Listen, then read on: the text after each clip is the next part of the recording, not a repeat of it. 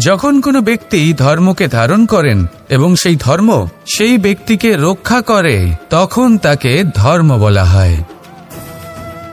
ধর্ম যা রক্ষা করে অহংকার থেকে, খারাপ চিন্তার হাত থেকে। সেই জন্য পুরুষার্থ গড়ে তোলার আগে, ধর্ম পালন করার আগে ধর্মের প্রকৃত অর্থ কি সেটা বুঝে নিন। এটা জেনে রাখুন যে সমস্ত ধর্মের আধার, সমস্ত ধর্মের ভিত শুধুমাত্র ভালোবাসা। মানুষ ভাবেন যে ধন অর্জন করা হলো অত্যন্ত গুরুত্বপূর্ণ। তিনি আজীবন ধন অর্জন করতে থাকেন, ধন অর্জন করার চেষ্টা করতে থাকেন। সে যাই হয়ে যাক না কেন, পরিশ্রম করতে থাকেন। স্বাস্থ্যের দিকে নজর দেন না, না উচিত সময় খাবার খান, না উচিত সময় ঘুমোতে যান, না পর্যাপ্ত সময় পর্যন্ত ঘুমন, কিছুই না। ধন অর্জন করতেই থাকেন। আর কিছু সময় পরে যখন তিনি অসংখ্য ধন লাভ করে ফেলেন, তখন তার সাথে ওনার শরীরে অনেক রোগ বাসা বাঁধে। এইসব রোগের উপচার করতে করতে সেই সমস্ত ধন যা উনি অর্জন করেছেন তা তিনি ব্যয় করে ফেলেন। শেষ পর্যন্ত কি হয়? আমরা যেভাবে এসেছি ঠিক সেইভাবেই ফিরে যাই, ধন এখানেই থেকে যায়। দেখুন, একটা অত্যন্ত গুরুত্বপূর্ণ কথা রয়েছে যে আপনার বোঝা উচিত। এই যে ধন, তার ব্যবহার করুন জীবনকে আরো ভালো করে তোলার জন্য। ধনের সদ্ব্যবহার করা উচিত, এমন যেন না হয় এই ধন আপনাকে ভোগ করে ফেলে। এই জীবনকে নিশ্চিত রূপে আরো শ্রেষ্ঠ করে তুলুন।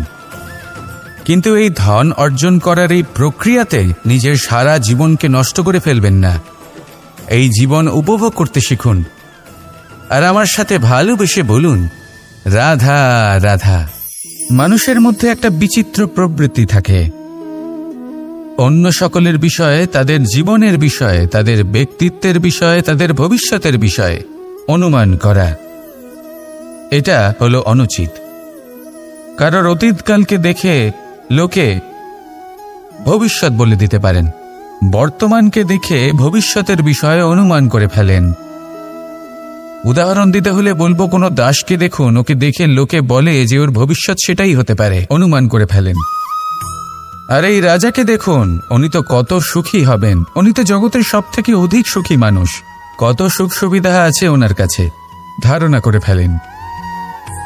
তবে সত্য তো এটাই যে কারোর ব্যক্তিত্বের বিষয়ে, তাদের ভবিষ্যতের বিষয়ে আপনি পূর্ণ সত্য কখনোই বলতে পারবেন না, শুধু অনুমান করতে পারবেন। আর এই অনুমান করে সত্যি কোনো লাভ হয় না, কারণ এই কাল সেটা হলো অত্যন্ত শক্তিশালী। কালো থেকে কালোতর কয়লাকেও হীরেতে পরিণত করতে পারে, অনেক বড় বড় রাজাকেও বিদূষক বানিয়ে ফেলতে পারে এক মুহূর্তেই।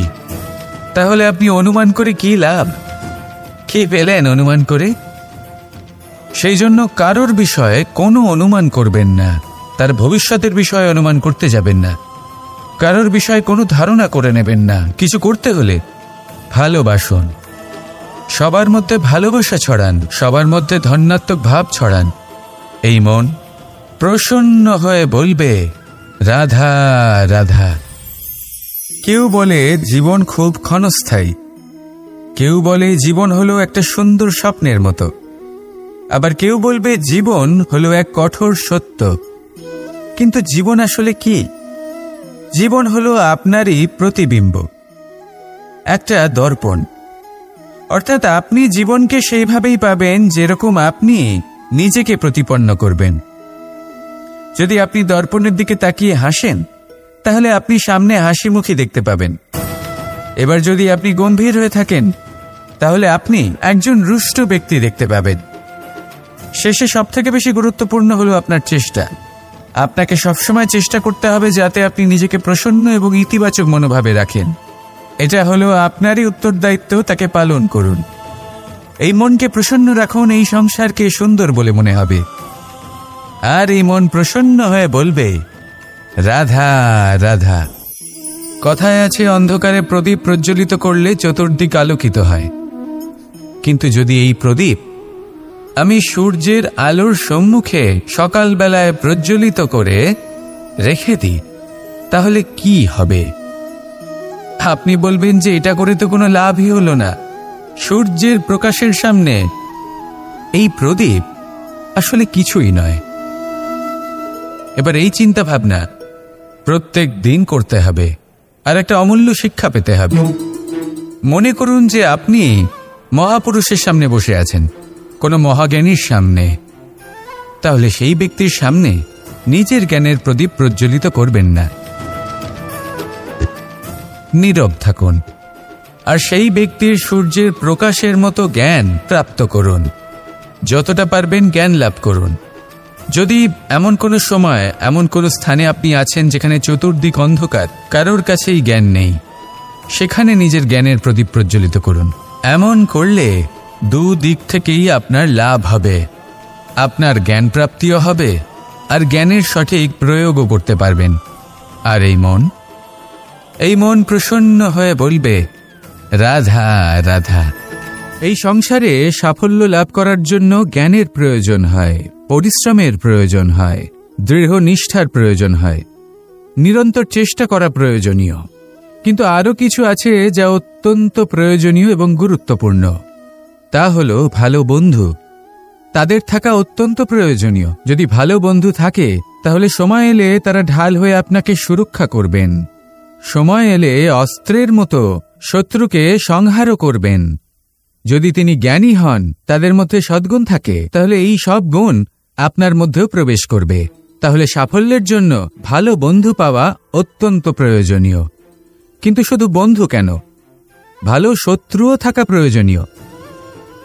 এবার আপনি ভাববেন, আমি কি বললাম? যদি আপনার জীবনেও ভালো অর্থাৎ শক্তিশালী শত্রু থাকে, তাহলে আপনিও শক্তিশালী হতে থাকবেন। এই শত্রু আপনাকে প্রেরিত করবে আরও বেশি শক্তিশালী হয়ে ওঠার। কখনো কোনো হরিণকে দেখুন, তীব্র গতিতে দৌড়তে থাকে। কেন তীব্র গতিতে দৌড়য়? এই কারণে নয় যে কোথাও তার জন্য মধুর ঘাস অপেক্ষা করে রয়েছে, না। সে এই কারণে তীব্র গতিতে দৌড়য় কারণ সেটা না করলে তার পেছনে একটি সিংহ আছে যে ওকে নিজের ভোজন করে ফেলবে। তাই জীবনে বিপদ, সংকট, এই সব কিছুও হলো অত্যন্ত গুরুত্বপূর্ণ। তার সম্মুখীন হতে শিখুন, আর আমার সাথে ভালোবেসে বলুন, রাধা রাধা। মানুষের একটি সমস্যা আছে যে মানুষ সাফল্যকে মাপতে থাকেন, লক্ষ্যপ্রাপ্তিকে মাপতে থাকেন এবং তার তুলনা করতে থাকেন যে ও এত কিছু পেল আর আমি পেলাম না। ওর কাছে এত কিছু আছে কিন্তু আমার কাছে নেই। এই তুলনা করার জন্য ওনারা দুঃখী হয়ে পড়েন, নিরাশ হয়ে পড়েন। তাই আমি একটা প্রশ্ন করছি যে এটা কি উচিত? এই সংসারে আপনি কি নিয়ে তুলনা করবেন, যেখানে সূর্যদেব চন্দ্রমা দুজনেই আছেন, দুজনেই হলেন বিশেষ, দুজনেই নিজ নিজ সময়ে উদিত হন।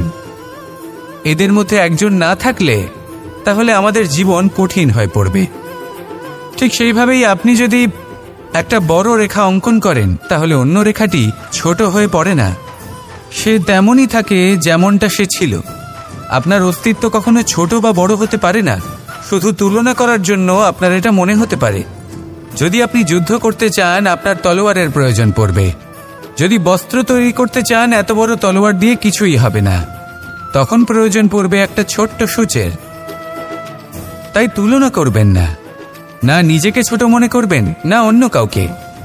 সবার সাথে সহযোগিতা করুন, আর যদি তুলনা করতেই হয় নিজের সাথে করুন যে কাল আমি কেমন ব্যক্তি ছিলাম, আজ কি তার থেকে শ্রেষ্ঠ হয়ে উঠতে পেরেছি। ভেবে দেখুন ভবিষ্যতে গিয়ে আপনি কতটা শ্রেষ্ঠ ব্যক্তি হতে পারেন। আসুন আমার সাথে ভালোবেসে বলুন, রাধা রাধা। জীবনে অনেক সময় আমরা এটা দেখে থাকি যে আগামী প্রজন্ম সেই কাজটি করে যেটা তার পূর্ববর্তী প্রজন্ম করে গেছেন। একটা উদাহরণ দিই তাহলে দেখুন, একদিকে আছে মাতা পিতা যারা আজীবন সংঘর্ষ করেছেন ধন অর্জন করার জন্য। তারপর তারই সন্তান তার সাথে এই লড়াই করে তার থেকে সমস্ত সম্পত্তি ছিনিয়ে নিল। তারপরে যত সময় অতিবাহিত হয় সেই সন্তানের সাথেও সেই একই ক্রিয়া ঘটতে থাকে। তার সন্তান তার সমস্ত সম্পত্তি ছিনিয়ে নেয়। তাহলে এমন কি সঞ্চয় করবেন যা পরবর্তী প্রজন্মকে দিয়ে যেতে পারেন সেই বিষয়ে ভাবুন। ভেবে দেখুন, এই যে ধন সঞ্চয় আপনি করছেন, এর আসলে লাভ কি? অবশ্যই আবশ্যক, কিন্তু এটাই কি শুধু সবথেকে গুরুত্বপূর্ণ বিষয়, যেখানে আপনি জানেন যে আপনি এই সম্পত্তি ভোগ করতে পারবেন না, কারণ এই সমস্ত সম্পত্তি আপনাকে পরবর্তী প্রজন্মের হাতে সঁপে দিতে হবে। তাহলে ধন সঞ্চয় করুন, কিন্তু এমন একটা সম্পত্তি কেন সঞ্চয় করা উচিত নয় যার উপভোগও আপনি করতে পারবেন, পরবর্তী প্রজন্মকেও দিয়ে যেতে পারবেন, আর মতভেদও হবে না। এমন সম্পত্তি আছে, আর এই সম্পত্তি হলো প্রেম। যদি আপনার মনে কোনো কিছু সঞ্চয় করার বাসনা জেগে ওঠে, তাহলে প্রেম সঞ্চয় করুন। সেটা পরবর্তী প্রজন্মও পাবে এবং সেই প্রজন্ম ভবিষ্যতে ভালোবাসা ছড়াতে থাকবে, আর তখন এই মন সুপ্রসন্ন হয়ে বলবে, রাধা রাধা। পুরুষার্থ। শাস্ত্রে 4 ধরনের পুরুষার্থের কথা বলা হয়েছে। প্রথম হলো ধর্ম। আপনি কি জানেন এই ধর্ম আসলে কি? আপনার কি মনে হয় ধর্ম আসলে কি? কোনো বিশেষ ঈশ্বরকে মানাই কি ধর্ম বলা হয়? নাকি কোনো বিশেষ রীতি পালন করাই হলো ধর্ম? নাকি কোনো বিশেষ সাহিত্যকে সর্বশ্রেষ্ঠ মনে করাই হলো ধর্ম? না, ধর্ম হলো সেটা যাকে ধারণ করা যেতে পারে, আর ধারণ শুধু সেটাই করা যায় যা পবিত্র। পবিত্র শুধু তাকেই বলা হয় যা নিঃস্বার্থ, যার মধ্যে শাসন করার কোনো ইচ্ছে নেই, যা সরলভাবেই প্রবাহমান, জল এবং বায়ুর মতো। যখন কোনো ব্যক্তি ধর্মকে ধারণ করেন এবং সেই ধর্ম সেই ব্যক্তিকে রক্ষা করে, তখন তাকে ধর্ম বলা হয়। ধর্ম যা রক্ষা করে অহংকার থেকে, খারাপ চিন্তার হাত থেকে। সেই জন্য পুরুষার্থ গড়ে তোলার আগে, ধর্ম পালন করার আগে ধর্মের প্রকৃত অর্থ কি সেটা বুঝে নিন। এটা জেনে রাখুন যে সমস্ত ধর্মের আধার, সমস্ত ধর্মের ভিত শুধুমাত্র ভালোবাসা। আসুন আর এই ভালোবাসার সাথেই বলুন, রাধা রাধা। এই সংসারের সবথেকে গুরুত্বপূর্ণ তত্ত্ব কোনটা? প্রথম হলো সময়। জন্ম থেকে মৃত্যু পর্যন্ত এই যে সময়, এটাই তো হলো জীবন। দ্বিতীয় হলো জীবন, যাতে আমরা সময়ের সদ্ব্যবহার করি, শ্রেষ্ঠ থেকে শ্রেষ্ঠতর কাজ করার চেষ্টা করি। বহু বছরের এই পরম্পরা, এই সংস্কৃতিকে এগিয়ে নিয়ে যাওয়ার চেষ্টা করি। এই সংসারে আমরা অংশগ্রহণ করতে চেষ্টা করি। তৃতীয় হলো ধন। সেই ধন যা প্রত্যেক ব্যক্তি অর্জন করতে চেষ্টা করেন। এবার এই 3টি তত্ত্বের মধ্যে একটা সামঞ্জস্য আছে, সমান ব্যাপার আছে। সে ধনই হোক বা সময় হোক বা হোক জীবন। আর সেই সমান ব্যাপার হলো যে যদি আপনি এটা গণনা করতে থাকেন, তাহলে তা কমতে থাকে। যদি আপনি এটা ব্যবহার করেন, তাহলে তা বাড়তে থাকে। একে সংগঠিত করে রাখতে চেষ্টা করলে এ হাত থেকে ফসকে যায়। কিন্তু যদি আপনি একে সামলে রাখতে শিখে যান, তাহলে এমন কাজ করবেন যাতে সংসারের সাথে সাথে পরবর্তী প্রজন্ম লাভবান হবে। যদি কিছু শিখতে চান, তাহলে সামলাতে শিখুন, গণনা করা বা সংগঠিত করা নয়। আসুন আর আমার সাথে ভালোবেসে বলুন, রাধা রাধা।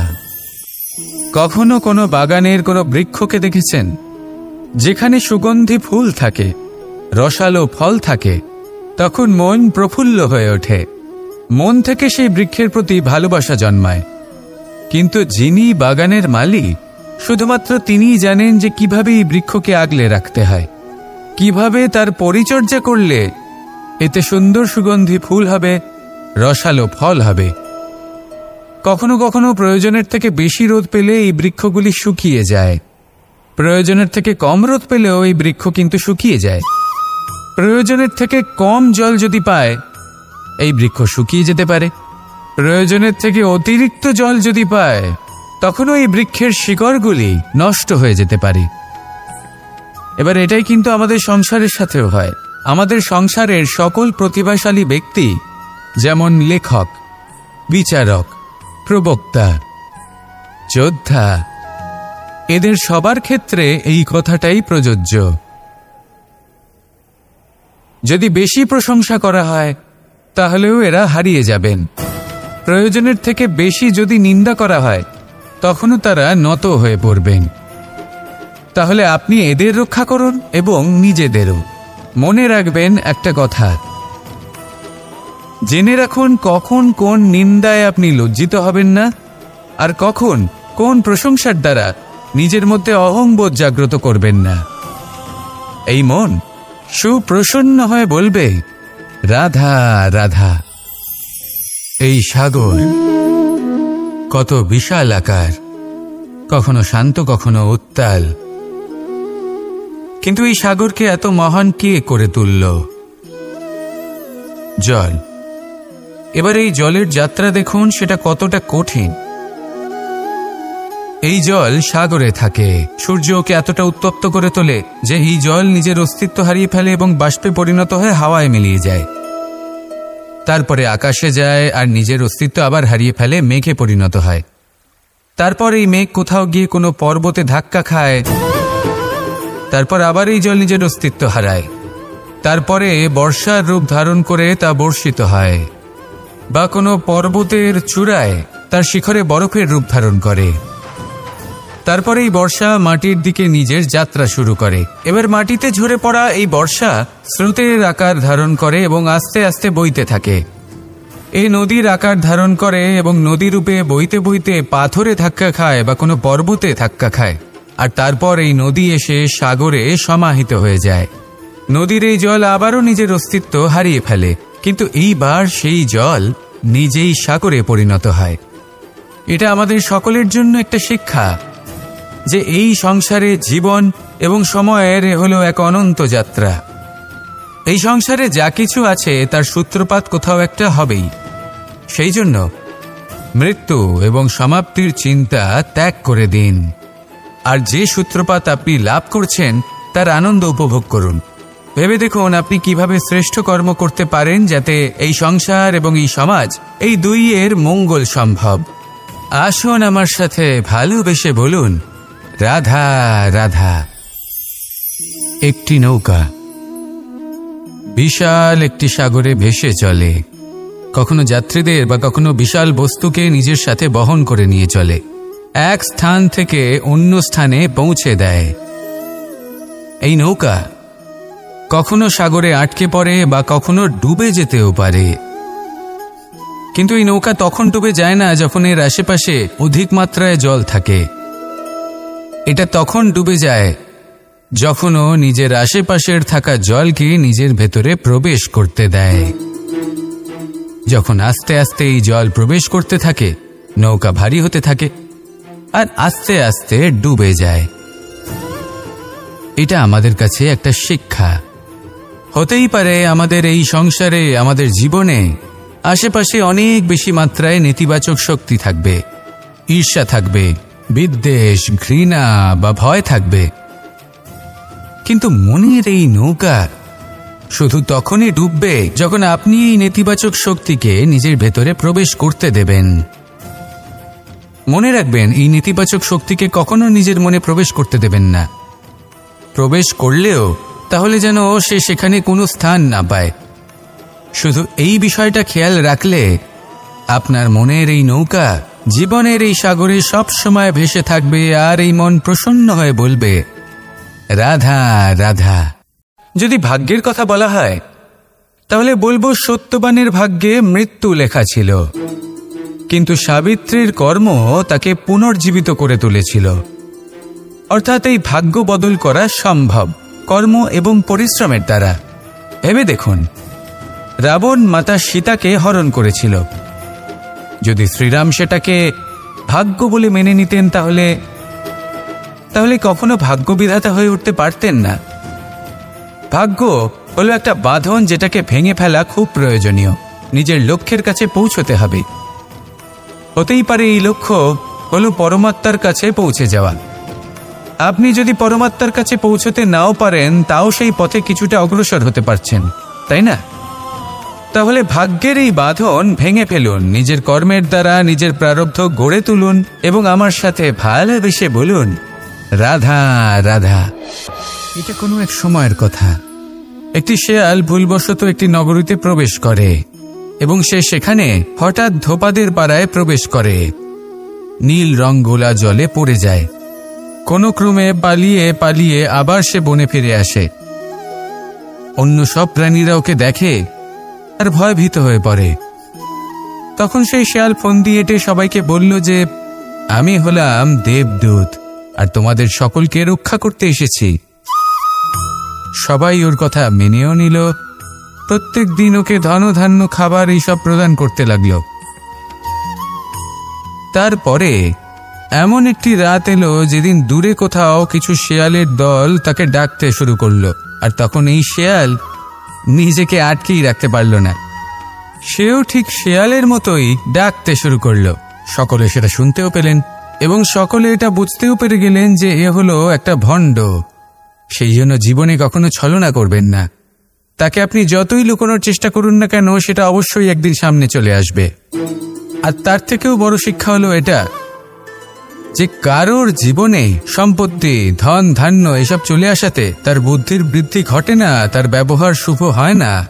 এটা তখন হয় যখন সেই ব্যক্তি সেটা নিজে পেতে চায়, তার জন্য ভাবনা চিন্তা করে, কর্ম করতে থাকে। আর যখন একজন ব্যক্তি নিজের বুদ্ধি এবং ব্যবহার উন্নত এবং শ্রেষ্ঠ করে তুলতে পারেন, তখন তিনি নির্ধন হয়েও ধন অর্জন করতে পারেন। ঠিক পদ্মফুলের মতো। একটি পদ্মফুল কিন্তু জন্ম নেয় পাকের মধ্যে। তারপরেও এই পদ্মফুল দেবতাদের প্রসাধনের অঙ্গ হয়ে ওঠে। আসুন আর আমার সাথে ভালোবেসে বলুন, রাধা রাধা। সাফল্য। সংসারের প্রত্যেক মানুষ সফল হতে চান। একটু বুদ্বুদ্ধি আসার পরেই সেই সাফল্যের পেছনে ছুটতে থাকেন। আজীবন এই সাফল্যের পিছনে ছুটতে থাকেন। কিন্তু এই যে সাফল্য, তা অর্জন কি করে করতে হয়? ব্যবহার দ্বারা, ছলনা দ্বারা, বল দ্বারা, অর্থের দ্বারা? দুর্ভাগ্যবশত সাফল্য এভাবে লাভ করা যায় না। সাফল্য তখন লাভ করবেন যখন আপনি অসফলতা থেকে শিক্ষা লাভ করবেন। অসাফল্য থেকে শিক্ষা লাভ করা অত্যন্ত গুরুত্বপূর্ণ। করা ভুলের থেকে শেখা অত্যন্ত গুরুত্বপূর্ণ। যদি আপনি অসাফল্যকে ভয় পান, তার থেকে দূরে পালান, তাহলে জীবনে কখনোই এগোতে পারবেন না। অসফলতা আসেই আপনাকে এটা বোঝানোর জন্য যে সাফল্য কিভাবে অর্জন করা যেতে পারে। তাহলে অসফলতাকে স্বাগত জানান, তার থেকে শিখুন। নিশ্চিত রূপে সাফল্য আপনার কাছে আসবেই আসবে। আর এই মন তা সুপ্রসন্ন হয়ে বলবে, রাধা রাধা। আমরা আমাদের জীবনের লক্ষ্য প্রাপ্ত করার জন্য কি না করে থাকি। আমরা ভাবনা চিন্তা করে থাকি, কত জ্ঞান অর্জন করে থাকি।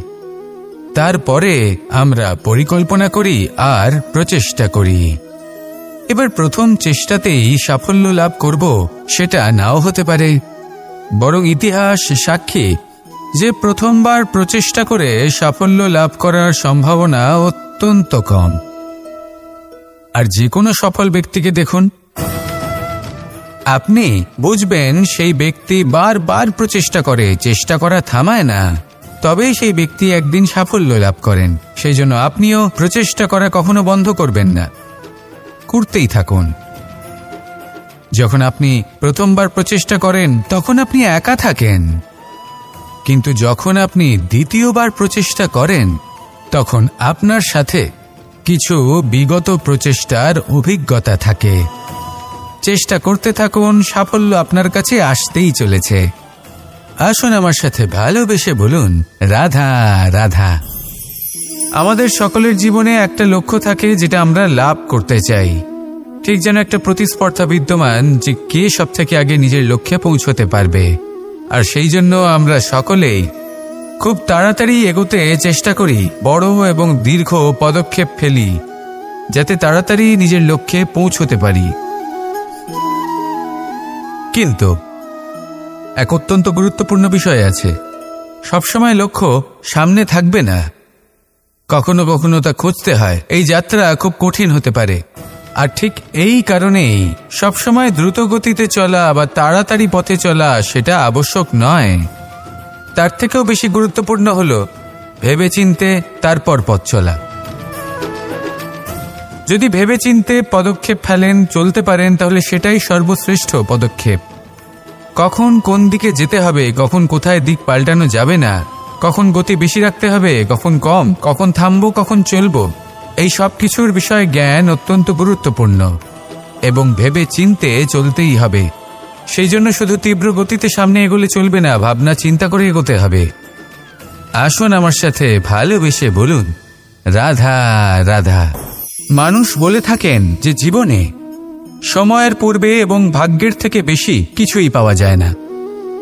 এটা যার যার নিজের বক্তব্য। আমি বলবো এই সময় আসলে কি? এই সময় হলো যাতে যুগ যুগান্তর নিহিত আছে, যার মধ্যে দিন আছে, মাস আছে, বছর আছে, ঠিক কিনা? বাস্তবে আপনার কাছে সময় কতটা আছে যা আপনি সদ্ব্যবহার করতে পারেন? তখন থেকে আছে যখন থেকে আপনি নিজেকে বুঝতে শুরু করেন, ততক্ষণ আছে যতক্ষণ না আপনি এই সংসার ছেড়ে চলে যাচ্ছেন। শুধু এইটুকু সময় আছে আপনার কাছে। আর যদি ভাগ্যের কথা বলা হয়, তাহলে ভাগ্য হলো সেই পরিস্থিতি যখন মানুষ নিজেকে সময়ের হাতে সমর্পণ করে দেন, তাকে ভাগ্য বলে। অর্থাৎ আপনি জীবনে পরিশ্রম করেছেন, বিপদের সম্মুখীন হয়েছেন, সামনে এগিয়ে গেছেন, কোথাও পৌঁছে গেছেন, এবং তখন আপনার মনে হলো যে ব্যাস এখানেই থেমে যাওয়া উচিত, তাহলে সেটাই হবে আপনার ভাগ্য। যদি ভাগ্যের কথা বলা হয়, তাহলে বলবো সত্যবানের ভাগ্যে মৃত্যু লেখা ছিল, কিন্তু সাবিত্রীর কর্ম তাকে পুনর্জীবিত করে তুলেছিল। অর্থাৎ এই ভাগ্য বদল করা সম্ভব কর্ম এবং পরিশ্রমের দ্বারা। ভেবে দেখুন, রাবণ মাতা সীতাকে হরণ করেছিল। যদি শ্রীরাম সেটাকে ভাগ্য বলে মেনে নিতেন, তাহলে কখনো ভাগ্য বিধাতা হয়ে উঠতে পারতেন না। ভাগ্য হলো একটা বাঁধন যেটাকে ভেঙে ফেলা খুব প্রয়োজনীয়। নিজের লক্ষ্যের কাছে পৌঁছতে হবে। হতেই পারে এই লক্ষ্য হলো পরমাত্মার কাছে পৌঁছে যাওয়া। আপনি যদি পরমাত্মার কাছে পৌঁছতে নাও পারেন, তাও সেই পথে কিছুটা অগ্রসর হতে পারছেন, তাই না? তাহলে ভাগ্যের এই বাঁধন ভেঙে ফেলুন, নিজের কর্মের দ্বারা নিজের প্রারব্ধ গড়ে তুলুন এবং আমার সাথে ভালোবেসে বলুন, রাধা রাধা। এই সংসারে যখনই পাপের ঘড়া পূর্ণ হয়, তখন ঈশ্বর অবতীর্ণ হন। দেখুন, যে ব্যক্তি পাপের সাথে লড়াই করে, সবাই তাকে ঈশ্বর মনে করেন। এখানে বিষয় হলো সাহসের, বিষয় হলো লড়াইয়ের। এই সময় সর্বশ্রেষ্ঠ শিক্ষক, আর সময় তার সাথেই খেলা খেলে যে সর্বশ্রেষ্ঠ খেলোয়াড় হয়। সময় তাদেরই পরীক্ষা নেয়। এবার হয় আপনি আগে থেকেই সর্বশ্রেষ্ঠ হন, নয় এই খেলা খেলতে খেলতে সর্বশ্রেষ্ঠ হয়ে ওঠেন। যখনই এই সময় আপনার পরীক্ষা নেবে, তখন কখনোই নিরাশ হয়ে পড়বেন না। নির্ভীক হয়ে সাহসের সাথে সামনের দিকে তাকান এবং এগিয়ে চলুন। পরিস্থিতিগুলির এবং পরীক্ষার সম্মুখীন হন। এই পরীক্ষা ভবিষ্যতে আপনাকে এমন একটা ফল দেবে যে আপনি কৃতজ্ঞ বোধ করবেন যে আজ আপনি এই পরীক্ষার সম্মুখীন হওয়ার সুযোগ পেয়েছেন। আসুন আর আমার সাথে ভালোবেসে বলুন, রাধা রাধা। মানুষের এই জীবন, মানুষ জন্ম নেয়, একটা নির্দিষ্ট সময়ের পরে এই সংসার ত্যাগ করে চলেও যায়। এবার শুধু এটাই আবশ্যক নয় যে এই জীবনকালকে আপনি যাপন করবেন, শুধু এটাই গুরুত্বপূর্ণ নয়। আবশ্যক এবং গুরুত্বপূর্ণ হলো এটা যে এই জীবনকালে আপনি এমন কিছু করেন যাতে এই সংসারের মঙ্গল হয়, যাতে এই সংসার আপনাকে মনে রাখে, আপনার থেকে প্রেরিত হয়, আপনার মতো হতে চায়, প্রত্যেক বছর আপনার জন্মতিথির অপেক্ষা করে, এমনভাবে আপনার জন্মদিন পালন করে যাতে সেটা মহোৎসবের আকার ধারণ করে। এবার এই জন্মদিন এমনি এমনি মহোৎসবে পরিণত হয় না। তখন হয় না যখন কোনো ব্যক্তি রাজার রূপে বা কোনো গোয়ালার রূপে জন্মগ্রহণ করে।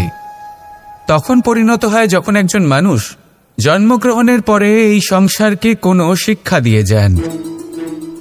কিভাবে একজন মানুষ গোয়ালা থেকে রাজা হতে পারে। কিভাবে একজন মানুষ অসত্য থেকে সত্যের পথে চলতে শুরু করেন, অধর্ম থেকে ধর্মের পথে চালিত হতে পারেন, কিভাবে অন্ধকার থেকে প্রকাশের দিকে যেতে পারেন, কিভাবে নিজের আত্মাকে পরমাত্মার সাথে মিলিত করতে পারেন। তা সে রামনবমী হোক বা জন্মাষ্টমী হোক, তাদের জীবনের সাথে জড়িত প্রত্যেক মুহূর্ত একটা পরবের আকার ধারণ করে। তাহলে আপনিও এইভাবে নিজের জীবন যাপন করতে থাকুন। এই সংসারে শুধু ভালোবাসা বিতরণ করুন, কিছুটা এমনভাবে বিতরণ করুন যাতে আপনি এই সংসার থেকে চলে যাওয়ার পরেও এই সংসারে আপনি শুধুই ভালোবাসা বিতরণ করতে পারেন। যদি আপনি এরকম করেন, সংসারকে প্রেরণা দেন, তাহলে আপনার জীবনও রাধা কৃষ্ণের প্রেমের মতোই অলৌকিক এবং দৈব হয়ে উঠবে। আসুন আর আমার সাথে ভালোবেসে বলুন, রাধা রাধা। কথায় আছে সংসারে নাকি সকল রোগের ওষুধ আছে। যদি আপনি নিজের শরীরকে ভালোবাসেন তাহলে ব্যায়াম করুন, যদি নিজের নিঃশ্বাস প্রশ্বাসকে ভালোবাসেন তাহলে প্রাণায়াম করুন, যদি আপনি নিজের আত্মাকে ভালোবাসেন তাহলে ধ্যান করুন, কিন্তু যদি আপনি নিজের জীবনকে পরমাত্মাকে ভালোবাসেন তাহলে সকলকে ভালোবাসতে থাকুন। এই ভালোবাসা অত্যন্ত গুরুত্বপূর্ণ এবং আবশ্যক। ভালোবাসার থেকে ভালো না কোনো ওষুধ আছে, না আছে কোনো আসন। এর থেকে ভালো না কোনো ব্যায়াম আছে আর না কোনো প্রাণায়াম। এই ভালোবাসা বড় বড় সমস্যারও সমাধান করতে পারে। ভালোবাসা বড় বড় বিপদকে আপনার থেকে দূর করতে পারে। এই ভালোবাসাই আপনাকে জীবনে বাঁচতে শেখায়, কারণ ভালোবাসাই হলো জীবনের আসল সত্য। তাহলে আসুন আর আমার সাথে ভালোবেসে বলুন, রাধা রাধা। অর্থ, দ্বিতীয় পুরুষার্থ। এই অর্থ বলতে বেশিরভাগ মানুষই ধন মনে করেন, কিন্তু যদি অর্থের তাৎপর্য শুধুমাত্র ধন হয় তাহলে তা কিন্তু অত্যন্ত অনর্থকারী। তাহলে অর্থের অর্থ কি? অর্থ সেটাই যা আমাদের জীবনের জন্য প্রয়োজনীয়, যা আমাদের সুখ দান করে, শান্তি প্রদান করে, কারণ সেটাই সবথেকে মূল্যবান। মাতা পিতা, বন্ধু, আত্মীয় স্বজন, গুণ, পুণ্য, জ্ঞান, এই সব কিছু মিলে অর্থ তৈরি হয়। আর সঠিকভাবে বলতে গেলে এটাই কিন্তু জীবনের আসল অর্থ। তাহলে আসুন আমার সাথে ভালোবেসে বলুন, রাধা রাধা। দিশা আমাদের পথ প্রদর্শন করে, আর আমরা এই দিশার মধ্যেও পবিত্র অপবিত্র, শুভ অশুভ জিনিস খুঁজে পাই। কিন্তু প্রশ্ন হলো এটাই যে সত্যি কি এই দিশা পবিত্র বা অপবিত্র হয়, শুভ বা অশুভ হয়? সত্যি কথা বলতে দিশা শুধুই একটা দিক মাত্র, কিন্তু সেই দিকে যে ব্যক্তি থাকেন তার কর্ম হয় শুভ হয়, নয় অশুভ হয়। যেমন ধরুন সূর্য, যাকে ছাড়া আমাদের জীবন চলতে পারে না। উনি উদিত হন পূর্ব দিক থেকে, এবং এই কারণে সূর্য মহান নন বা পবিত্র নন যে উনি পূর্ব দিক থেকে উদিত হন। উনি এই কারণে মহান কারণ উনি আমাদের সকলকে প্রকাশ প্রদান করেন, এবং পূর্ব দিক এই কারণে মহান কারণ সেদিক থেকে সূর্যোদয় হয়। এবার সূর্যাস্ত হয়ে থাকে পশ্চিম দিক থেকে, আর তাই বেশিরভাগ মানুষ পশ্চিমকে অশুভ মনে করেন, অপবিত্র মনে করেন। সেখানেই যদি আমি উত্তর এবং দক্ষিণের কথা বলি তাহলেও সেই একই ব্যাপার। উত্তর দিকে যদি আমরা কখনো যাত্রা করতে চাই তাহলে আমরা নিঃসংকোচে কোনো ভাবনা চিন্তা ছাড়াই যাত্রা করতে পারি। সেখানেই দক্ষিণ দিকে যদি আমরা যাত্রা করতে চাই তাহলে আমরা শুভ মুহূর্ত খুঁজি। কারণটা কি? কারণ উত্তর দিকে হিমালয় পর্বত আছে, যেখানে আমরা জড়িবুটি খুঁজে পাই, যেখান থেকে পবিত্র নদী প্রবাহিত হয়। সেখানেই দক্ষিণ দিকে আছে বিশাল নোনা জলের সাগর। এমন একটা স্থানও আছে যেখানে লঙ্কাপতি রাবণ থাকতেন।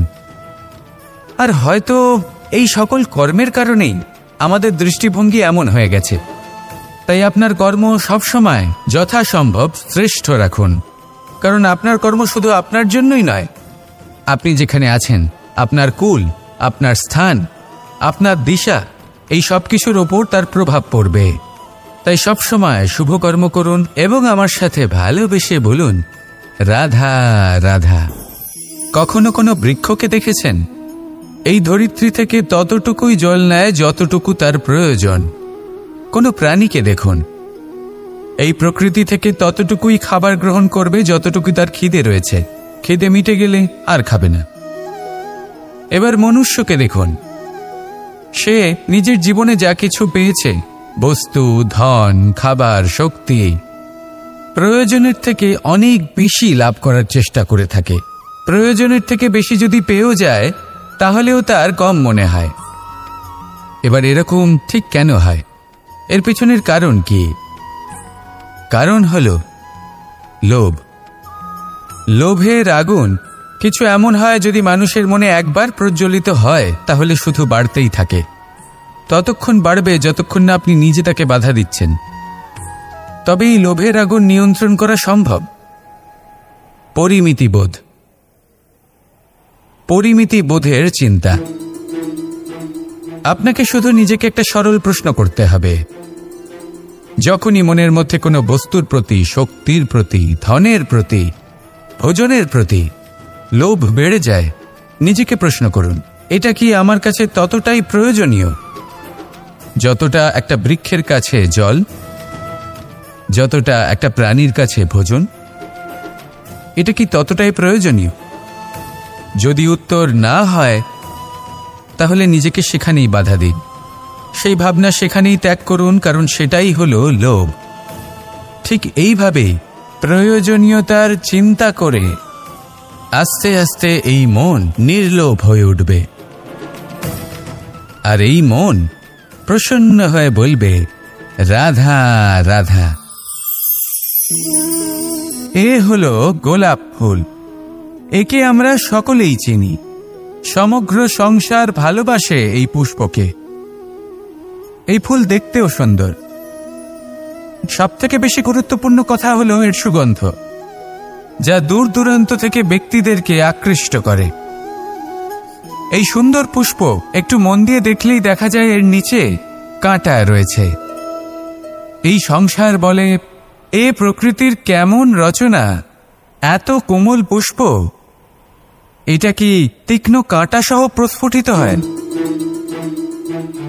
এটাই হলো জীবনের সত্য। আমাদের অন্তরের সদ্গুণ, সেগুলিও এই ফুলের মতোই সুন্দর। সংসার এর সৌন্দর্য দেখতে পায়, এর সুগন্ধ চতুর্দিকে ছড়িয়ে পড়ে। কিন্তু এই সদ্গুণ জাগ্রত করে তোলার জন্য কঠোর পরিশ্রম করতে হয়, প্রতিনিয়ত চেষ্টা করে যেতে হয়। তাই জন্য যদি আপনি জানেন আপনার পথ উচিত কিন্তু তা কাঁটায় পরিপূর্ণ, তাহলে থামবেন না, চলতে থাকুন। একবার যদি অন্তরের সদ্গুণ জাগ্রত হয় তাহলে এই সংসার এই সৌন্দর্য দেখবে আর সুগন্ধে আকর্ষিত হয়ে আপনার কাছে আসবে। এই মন, এই জীবন প্রসন্ন হয়ে বলবে, রাধা রাধা।